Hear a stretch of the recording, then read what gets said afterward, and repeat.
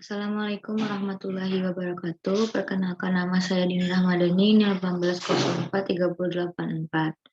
Baiklah, pada kesempatan kali ini saya akan mempresentasikan tugas 7 dari mata kuliah Sistem Informasi Manajemen. Baik, untuk soal pertama yaitu dari buku Kelly yang berjudul yang soalnya discuss the various ways to pay online in B2C, which methods would you prefer and why? Jawaban dari saya, B2C merupakan salah satu model e-commerce yang muncul untuk membantu suatu perusahaan dan konsumen untuk dapat bertransaksi secara elektronik atau digital di mana saja dan kapan saja dalam nilai nominal yang tidak besar. Suatu contoh B2C yang cukup terkenal adalah Amazon. Berbagai cara membayar online di B2C yaitu yang pertama ada Electronic Funds Transfer atau EFT. Transfer dana elektronik adalah transfer uang secara elektronik dari satu rekening bank ke rekening bank lainnya, baik dalam suatu lembaga keuangan atau lintas beberapa lembaga, melalui sistem berbasis komputer, tanpa intervensi langsung dari staf bank. Yang kedua yaitu electronic check atau e-check. Mempunyai makna customer akan membayar kepada penjual dengan cek elektronik yang dikirimkan secara elektronik dengan email. Cek berisi pesan yang memuat semua informasi dan diperoleh dari cek yang sebenarnya, tetapi bisa ditandatangani secara digital atau surat kasus. Yang ketiga yaitu purchasing e-cards, yaitu kartu kredit perusahaan yang berfungsi seperti kartu kredit biasa, memiliki batas pengeluaran tetapi harus diselesaikan dalam jangka waktu yang singkat. Dan yang keempat yaitu e-cash atau smart cards, merupakan kartu yang di dalamnya tertanam satu atau lebih chips atau mikroprosesor sehingga bisa menyimpan data, melakukan perhitungan, atau melakukan proses untuk tujuan khusus. Misalnya validasi PIN, otorisasi pembelian, verifikasi saldo, rekening, dan penyimpanan data pribadi. Kartu ini bisa digunakan pada sistem terbuka, misalnya untuk pembayaran transportasi publik, atau sistem tertutup, misalnya Mastercard atau Visa Network. Yang kelima yaitu e-cash atau person to person, merupakan rekening online khusus tempat uang dapat ditransfer dari satu orang ke orang lain atau dari seseorang ke bisnis atau bahkan bisnis ke seseorang. Contohnya PayPal dan Yahoo Pay Direct. Selanjutnya yaitu ada Electronic Bill Presentment and Payment. Adalah bentuk pembayaran tagihan yang disampaikan atau diinformasikan ke nasabah atau pelanggan secara online. Misalnya melalui email atau catatan dalam rekening bank. Setelah penyampaian tagihan tersebut, pelanggan boleh membayar tagihan tersebut secara online juga jika berkenan. Pembayaran tersebut secara elektronik akan mengurangi saldo simpanan pelanggan tersebut. Baik, yang selanjutnya ada micropayment, yaitu salah satu alternatif pembayaran elektronik atau uang elektronik dengan mekanisme pembayaran melalui internet atau media lain. Yang dilakukan untuk jumlah uang yang relatif kecil dan intensif transaksi yang tinggi. Ini bisa melibatkan sepersekian sen hingga beberapa dolar atau PayPal micropayment melibatkan transaksi kurang dari 12.000 US dollar. Baik, lanjut ke soal 2 yaitu discuss the major limitation of e-commerce. Which of these limitation are likely to disappear and why? Jawaban saya, batasan non-teknis termasuk masalah hukum yang belum terselesaikan. Banyak pembeli tidak mau beralih dari toko on-ground ke toko online. Secara umum ada kurangnya kepercayaan pada keamanan internet. Banyak penjualan dan pembelian menunggu e-commerce stabil Banyak penjual dan pembeli menunggu e-commerce stabil sebelum mereka berpartisipasi dalam transaksi elektronik. Dan banyak area produk kekurangan jumlah penjualan dan pembelian untuk operasi e-commerce yang menguntungkan. Seiring bertambahnya pengalaman dan peningkatan teknologi, rasio manfaat e-commerce terhadap biaya akan meningkat, menghasilkan tingkat adopsi e-commerce yang lebih besar. Contohnya seperti keamanan. Kelemahan terbesar dari e-commerce adalah masalah keamanan. Orang takut untuk memberikan informasi pribadi dan keuangan meskipun beberapa perbaikan telah dilakukan terkait dengan enkripsi data. Situs web tentu tidak memiliki kemampuan untuk melakukan transaksi otentik. Ketakutan memberikan informasi kartu kredit dan risiko identitas membatasi pertumbuhan e-commerce ini. Yang kedua yaitu kurangnya privasi.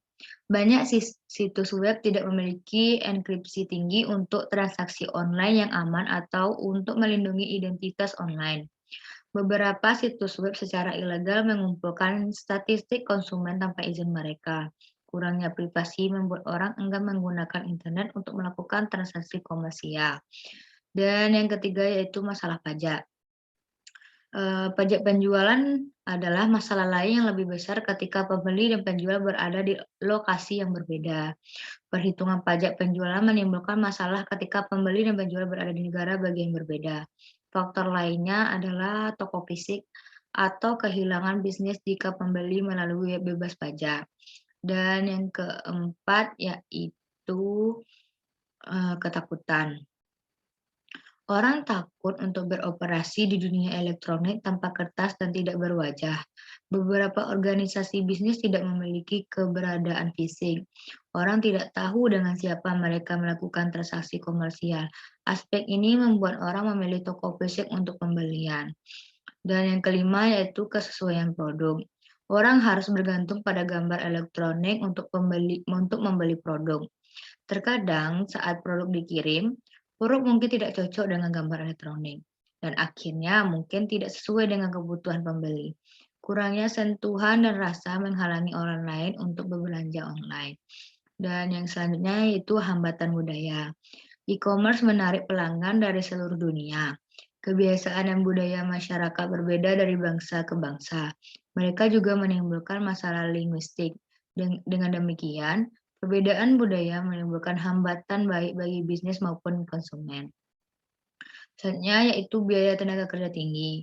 Tenaga kerja yang sangat berbakat dan berkualifikasi secara teknis diperlukan untuk mengembangkan dan mengelola situs web organisasi. Karena internet menyediakan banyak peluang kerja, organisasi bisnis harus mengeluarkan banyak biaya untuk mempertahankan kumpulan karyawan yang berbakat. Dan ada masalah hukum. Undang-undang dunia maya yang mengatur transaksi perdagangan elektronik tidak terlalu jelas dan berbeda dari satu negara ke negara lain. Masalah hukum ini mencegah orang masuk ke dalam kontrak elektronik. Dan selanjutnya ada batasan teknis. Beberapa protokol tidak distandarisasi di seluruh dunia. Perangkat lunak tertentu yang digunakan oleh vendor untuk menampil gambar elektronik yang mungkin bukan perangkat yang umum. Mungkin tidak dapat menjelajahi halaman tertentu karena kurangnya perangkat lunak standar. Bandwidth telekomunikasi yang tidak mencukupi juga dapat menimbulkan masalah teknis. Dan terakhir yaitu biaya teknologi yang besar. Sulit untuk menggabungkan bisnis elektronik dengan bisnis tradisional. Infrastruktur teknologi mungkin mahal dan biaya besar harus dikeluarkan untuk mengimbangi teknologi yang terus berubah. Perlu adanya alokasi dana yang lebih besar untuk kemajuan teknologi agar tetap dapat bersaing di dunia elektronik. Baik, soal ketiga yaitu discuss the reasons for having multiple easy business models. Jawaban saya, karena dunia bisnis telah menjadi global, baik itu bekerja dengan orang lain di seluruh dunia atau membeli produk dari belahan dunia lain. Bisnis perlu beradaptasi dengan konsep globalisasi. Memiliki beberapa model bisnis e-commerce memungkinkan konsumen dan penjual untuk membuat proses pertukaran menjadi sederhana, yang menciptakan kesuksesan bagi perusahaan-perusahaan ini dan membuat konsumen tetap puas. Baik, pertanyaan selanjutnya dari buku Balzan. Pertanyaan pertama yaitu, what is the difference between sustaining and disruptive technology? Jawaban saya, sustaining technology adalah teknologi yang meningkatkan kinerja produk. Ini adalah teknologi yang kebanyakan perusahaan besar sudah akrab, misalnya Nokia dengan Symbian-nya. Disruptive technology adalah suatu inovasi yang membantu menciptakan pasar baru, mengganggu atau merusak pasar yang sudah ada, dan pada akhirnya menggantikan teknologi terdahulu tersebut. Nah, inovasi disruptif mengembangkan suatu produk atau layanan dengan cara yang tak diduga pasar. Umumnya dengan menciptakan jenis konsumen berbeda pada pasar yang baru dan menurunkan harga pasar yang lama. Teknologi berkelanjutan atau sustaining teknologi. Pertama, menghasilkan peningkatan terus-menerus dan bertahap dari waktu ke waktu. Yang kedua, meningkatkan kinerja produk yang sudah mapan. Ketiga, dipahami dengan baik dan biasanya dimanfaatkan oleh para pemimpin pasar. Yang kedua, selanjutnya ada teknologi yang mengganggu atau disruptive teknologi, yaitu menghadirkan karakteristik yang sangat berbeda dari sisi harga, misalnya, dan kinerja atau proposisi lain. Proposisi nilai. Yang kedua yaitu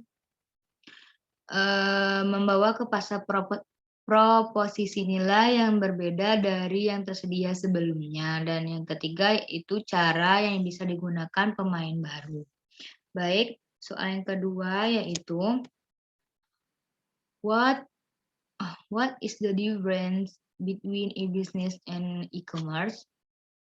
Jawaban saya, perbedaan antara e-business dan e-commerce yaitu pertama, e-business memiliki jangkauan yang lebih luas jika dibandingkan dengan e-commerce, karena e-business meliputi modal, SDM atau sumber daya manusia, segala proses pemasaran produk dan jasa hingga setiap risiko yang muncul di dalamnya setelah pembelian barang maupun jasa. Sedangkan e-commerce hanya sebatas pada proses jual beli jasa atau produk melalui jaringan internet dalam wadah situs satu atau web saja. Yang kedua yaitu e-commerce hanya menjalankan tugasnya sebagai media transaksi jual beli secara online saja. Sedangkan e-business lebih ke arah edukasi dan juga menjaga agar pelanggan paham lebih banyak tentang manfaat dari sebuah produk maupun jasa yang didapat dari sebuah transaksi online. Yang ketiga yaitu e-commerce hanyalah satu bagian kecil saja dari e-business, sebab e-business merupakan sebuah sistem yang lengkap dan terdiri dari banyak bagian yang menunjang jalannya sebuah bisnis, terutama yang dijalankan melalui jaringan internet. Dan selanjutnya, jika e-commerce hanya memerlukan sistem pemasaran, termasuk spesifikasi dan juga analisis dalam segi penjualan saja. Tetapi e-business lebih kompleks yang menyasar setiap bagian dari hulu hingga hilir sebuah bisnis. Dan selanjutnya e-commerce pun juga dapat dikatakan sebagai sebuah kegiatan dalam menarik siapapun termasuk setiap pelanggan, supplier maupun mitra untuk membeli maupun menjual barang dan jasa secara online.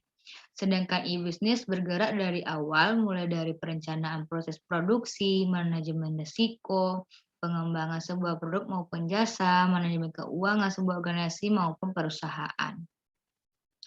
Baik, pertanyaan yang ketiga yaitu, what are the benefit and challenge associated with a business? Jawaban saya, keuntungan yang didapat untuk manfaat dari e-business itu sebagai berikut. Yang pertama, memperluas pasar hingga mencakup pasar nasional dan pasar global.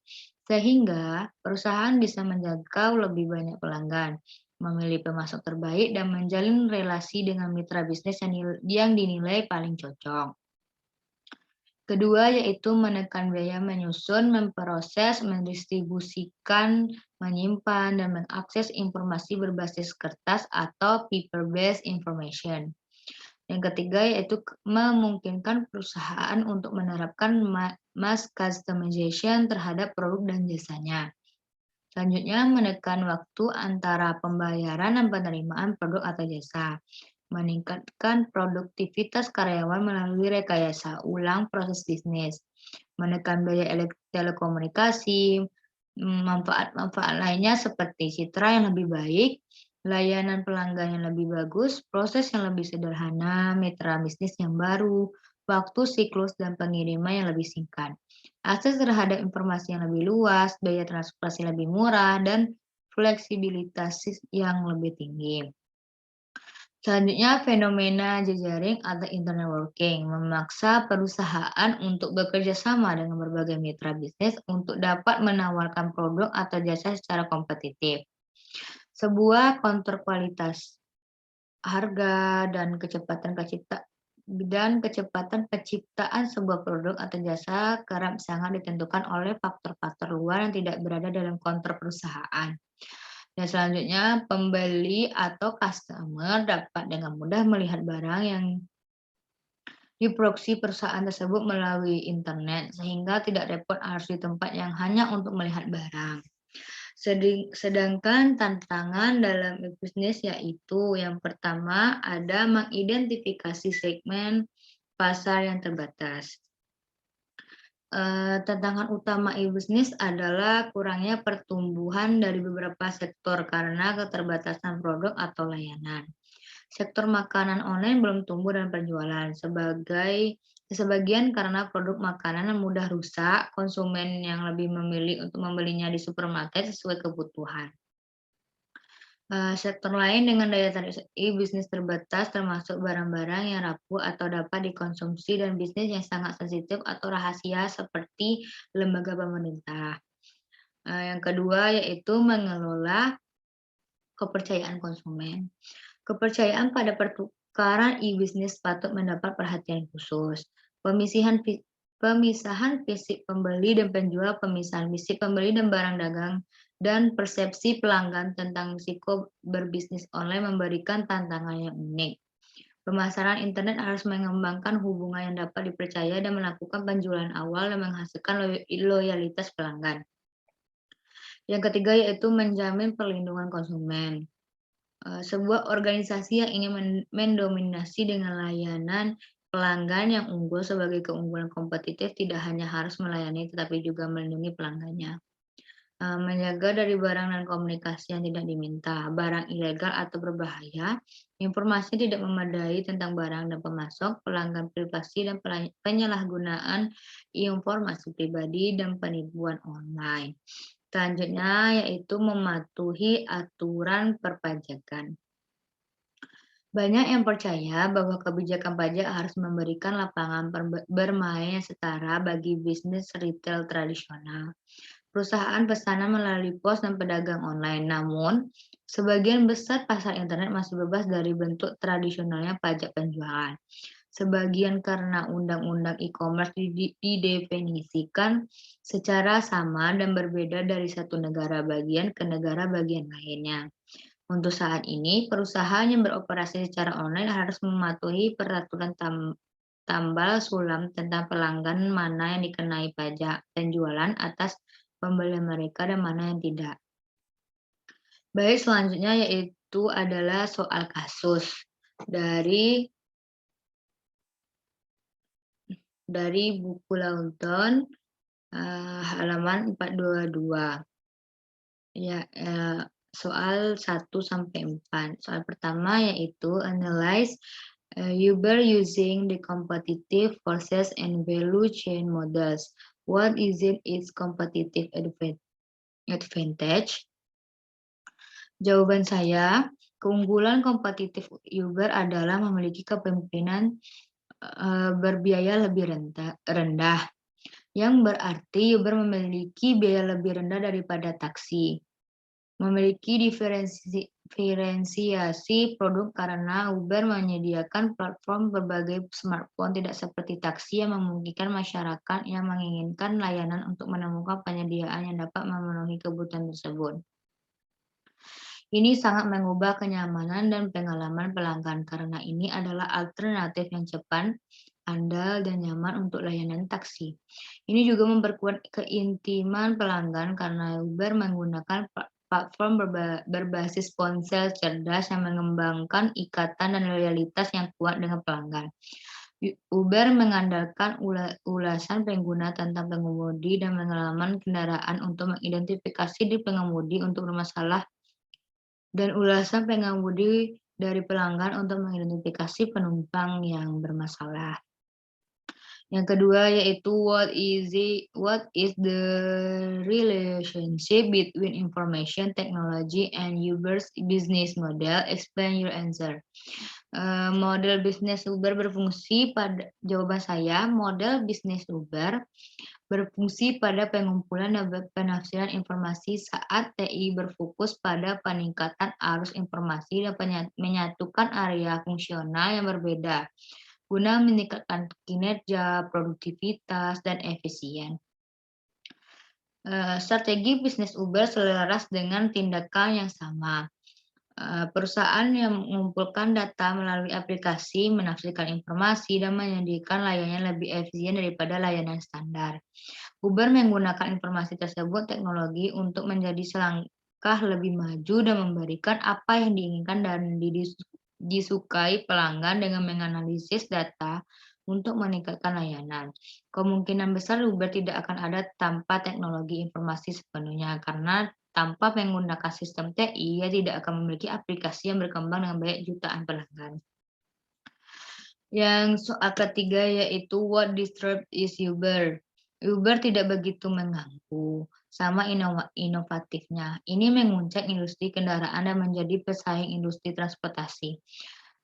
Itu mengetuk pasar yang telah diabaikan oleh perusahaan mapan seperti taksi, dan kemudian mengambil pelanggan mereka juga, namun tidak naik dari pasar kelas bawah untuk dianggap sebagai pengganggu. Perusahaan memperoleh pelanggan yang sudah menggunakan layanan taksi di masa lalu. Uber mampu berinovasi dengan menjadikan digital platform berbagai dengan harga lebih rendah, waktu tunggu lebih sedikit, dan waktu layanan lebih cepat. Banyak orang yang memutuskan untuk bergabung dengan komunitas pengemudi Uber karena manfaat yang ditawarkan Uber kepada pengemudi mereka. Banyak yang masih sibuk dengan sekolah atau tanggung jawab lain, dan Uber memungkinkan orang untuk membuat jadwal hiruk-pikuk mengetahui akan selalu ada permintaan akan tumpangan. Baik, soal yang terakhir yaitu, is Uber a viable business? Explain your answer. Saya yakin Uber adalah bisnis yang layak untuk saat ini, namun ada ketidakpastian tentangnya masa depan. Uber telah berada di tengah skandal yang secara dramatis memengaruhi reputasi mereka sebagai perlindungan privasi dan tunjangan karyawan. COVID-19 memunculkan kembali kekhawatiran ini. Sebanyak-banyak orang kehilangan permintaan di daerah mereka yang mengakibatkan kehilangan gaji. Selanjutnya, pertumbuhan mereka juga melambat sementara biaya mereka tidak ada. Mereka belum mendapat untung. Ia mengkhawatirkan dan tidak menjanjikan mengingat iklim mikroekonomi saat ini. Baiklah, sekian presentasi jawaban dari saya. Jika ada kesalahan saya mohon maaf. Saya akhiri. Assalamualaikum warahmatullahi wabarakatuh.